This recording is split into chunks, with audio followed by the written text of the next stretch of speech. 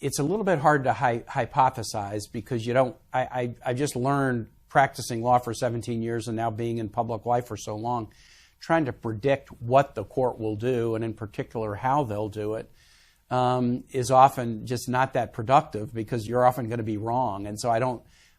Somebody says you can't bruise before you're hit. You got to wait and see what they rule and then act on it. The Mississippi and other states are, waging a frontal assault on Roe versus Wade and basically saying that the state should interfere in women's decisions about their own pregnancies earlier and earlier in pregnancy. The kind of core of Roe versus Wade is early in pregnancy.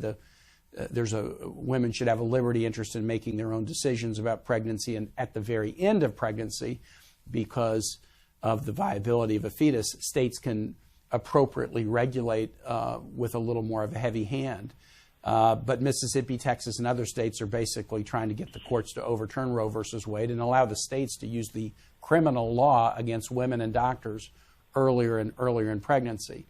I'm a strong supporter of Roe versus Wade. I'm a co-sponsor of a bill called the Women's Health Protection Act, which would basically codify Roe versus Wade statutorily as the law of the land. But this will be the most closely watched case, I imagine, of the Supreme Court session.